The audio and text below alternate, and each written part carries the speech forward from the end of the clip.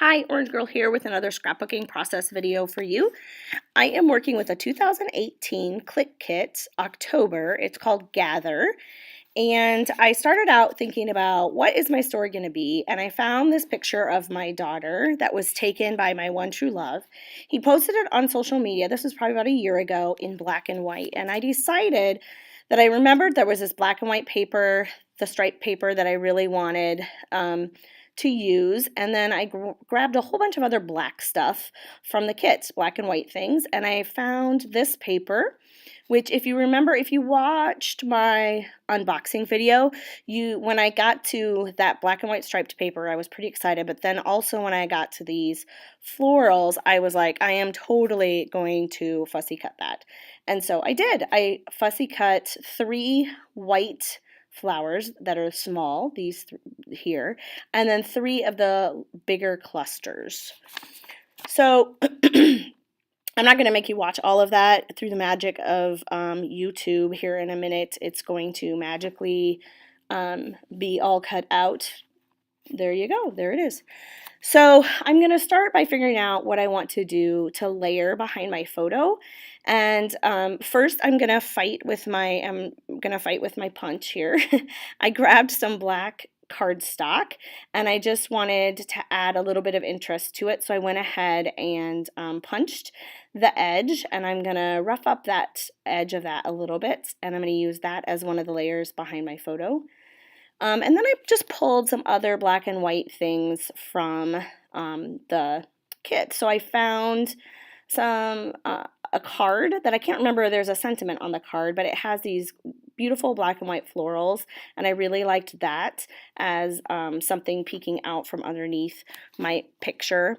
And then the glassine bag, I knew I wanted to use that. So right now you're just going to watch me kind of messing around a little bit with how I want the layers behind my photo to be. I love using the glassine bags as a layer behind my photo for a bunch of different reasons. If you watch my YouTube channel regularly, you've probably seen that I often put tissue paper behind my photograph. One of the reasons that I do that is it just kind of softens the edges, and so when you have a bunch of layers, it softens those layers a little bit and then helps the photo stand out. The glassine bag does the same thing, only now it's a bag, and so I can hide hidden journaling behind there, or whatever else I feel like I can have little things sticking out from behind it, or inside it actually. So I decided to use just like half. I cut that striped paper at 6 inches. So the bottom half of my layout is going to have the striped paper, and then the top half will just be white. And I found one of the things that I found in the ephemera is this wonderful square right there that I just touched. And that's going to be part of my title. So what you're going to see me doing here is I'm just going to be gluing everything to itself. I'm one of those people that does not like to glue as I go. So many people are so brave about doing that, but I am not one of those people. I usually wait until the very end to glue everything down. But I know that this is how I want my layers to be, so I'm just going to go ahead and glue everything to itself so that I can move all of those layers as one piece, basically. So I can move the flowers, I can move the card, and all of those things just as one unit, and figure out exactly where I want it to be. So let's see. So the story behind this photo, it's not like a big story or anything. She's wearing a Burger King crown, and this was taken, like I said, I think about a year ago, and I really just thought it was her. We both kind of thought that, her dad and I, one of the reasons it was posted is it's totally her, and so that's kind of what I'm going to journal about with this, is just like about how any prop, anything that could be a prop becomes a prop around her, including this crown, and so on. So what I'm going to do here in a minute, once I'm done gluing everything to itself, is I take my manual die cut machine, and I use that same striped paper, and I'm going to cut a tag, and I'm going to put that tag in the journaling use that tag as journaling, and I'm going to put the tag in the glassine bag.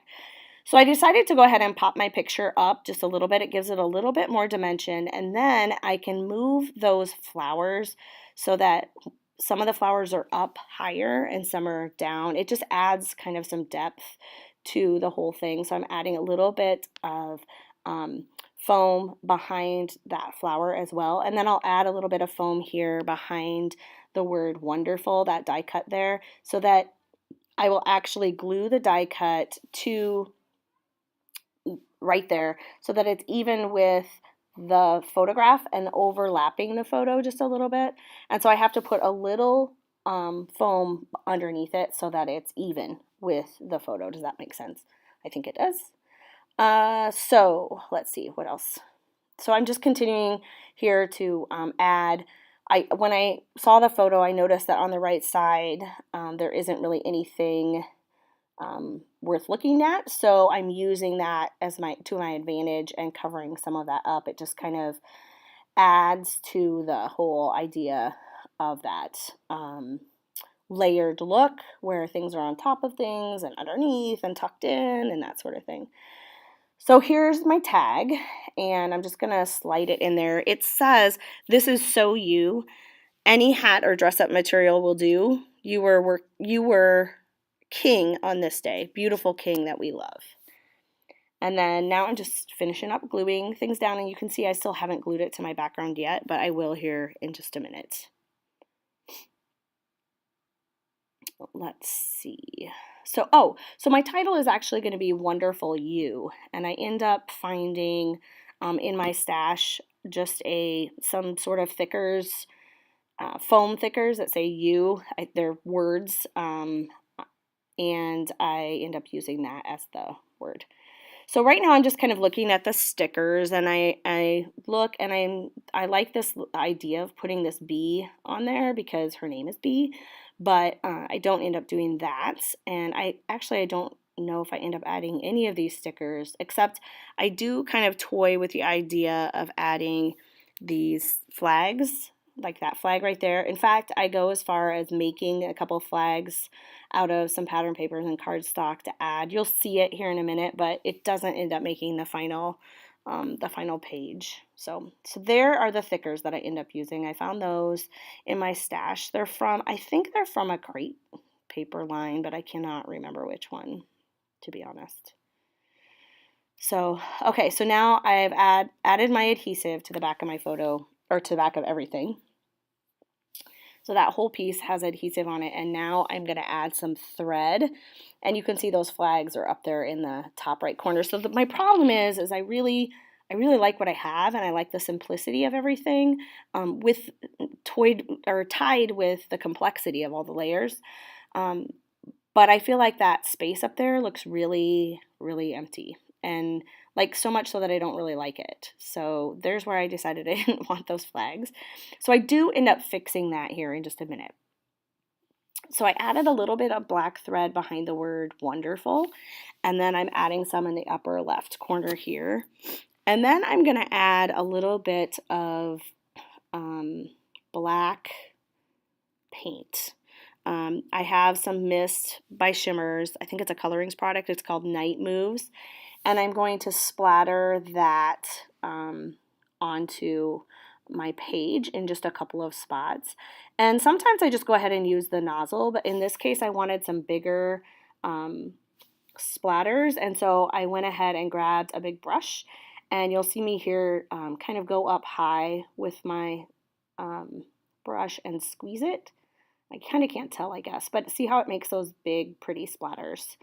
So sometimes I do that instead of using the nozzle, but a lot of times I just use the nozzle to get I spilled a little, as you can see.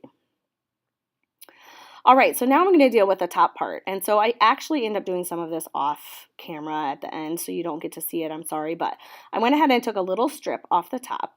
And then I'm going to add a little piece of scratch paper here that is just cardstock, black cardstock.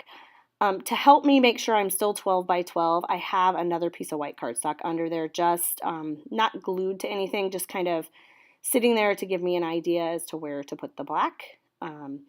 What I end up doing off camera here in a second is I go ahead and I take that strip back off, and I add a layer of washi tape to it, and then the black is on top of that. So there's some, you'll see it in the close-up, I think. But here is the final product. There are all those lovely layers. I just love it. So anyway, there's the journaling. Thanks a lot for stopping by, and I will see you really, really soon in another video. Thanks. Bye.